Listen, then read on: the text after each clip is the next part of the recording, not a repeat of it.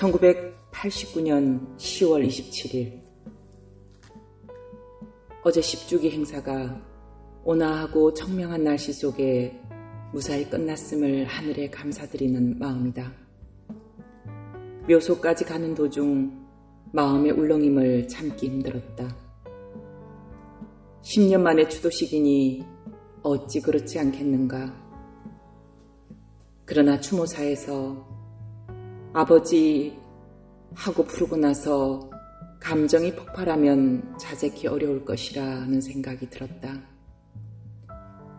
차 안에서 어머니께 기도드렸다. 감정을 억제하게 해주십사고. 덕분에 차분히 추모사를 읽을 수 있었다. 분양하고 내려오는데 장군 묘소까지 빽빽히 들어선 추모 인파는 잊을 수 없는 광경이었다. 모두 손을 흔들고 강 변호사의 전언에 의하면 그분은 산소 꼭대기 쪽에 있었는데 너무나 사람이 많았고 새마을 지도자, 상위 용사 등 훈장받은 사람들이 대거 참여했으며 내가 추모사를 읽을 때 많이 울더라고 눈에 비친 모습을 전해왔다. 1989년 11월 3일 위대한 사상은 고통이라는 밭을 갈아 만들어진다는 옛말이 기억난다. 위대한 일도 마찬가지일 것이다.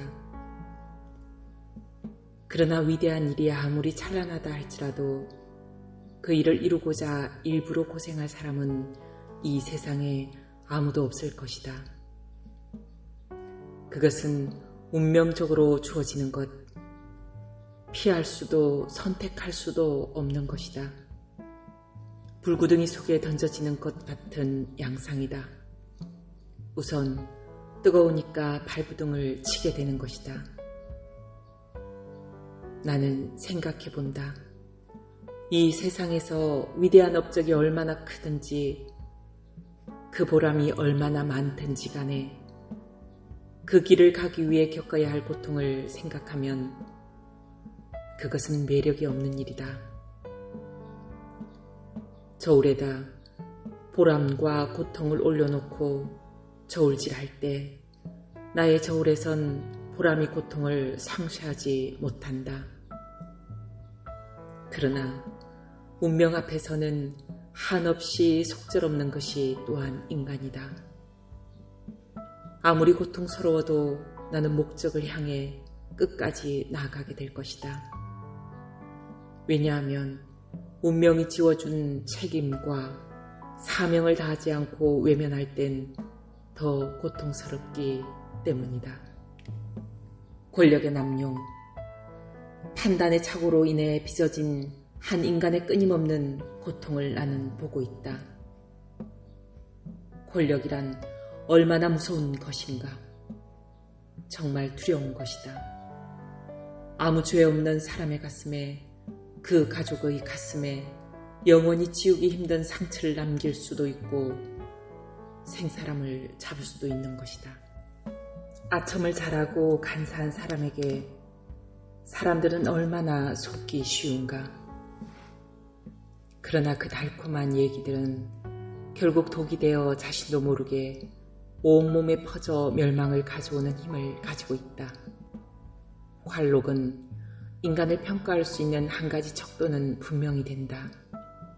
사람을 돋보이게 한다. 그러나 관록은 사람을 훌륭하게 성숙시키기보다는 추잡하게, 비겁하게 만드는 경우가 왕왕 있다는 것이 지금까지 내가 보아온 현실이다. 관록 없이 훌륭한 분들도 있다. 그러나 한국에선 그것이 안 통한다. 통탄스러운 일이다. 1989년 11월 5일 어머니와 나는 많이 닮았다고 사람들이 말한다. 그러나 인생 행로는 무척 다르다는 것을 느낀다. 어머니도 힘든 인생을 사셨다. 그러나 대통령 부인으로 생을 마치셨고 그 위치에서 일을 하셨기 때문에 세파는 나보다 덜 겪으셨다고 생각된다. 나는 일을 해야 하는 운명이라. 그것도 비범하신 아버지를 모셨고 생전이나 서거하신 후나 평범하지 않은 관심과 혹독한 비난에 시달리셨기 때문에, 그래서 그것을 바로잡는 일을 해야 하기 때문에 나 자신 또한 평탄하지 못한 길을 가고 있다. 겪을 수밖에 없는 일이라면 어쩔 수 없는 것이다. 너무나 끊임없이 겪게 되는 어려움들이라 이제는 어느 정도 만성이 되었다. 옛날 같으면 도저히 참을 수 없다고 생각되는 고통일 텐데도 지금은 눈물 한 방울이 없이 담담히 받아들이고 있는 나를 발견한다. 책임, 사명이란 정말 무서운 것이다. 사명을 다해야 한다는 그 책임감이 나로 하여금 어떤 어려움도 마다하지 않고 극복하게 만드는 것이다. 팔방미인 노릇을 하면 당장은 편할 수도 있으나 사명 완수에 크게 어긋나는 일이기에 나는 굳이 험한 길을 택한 것이다.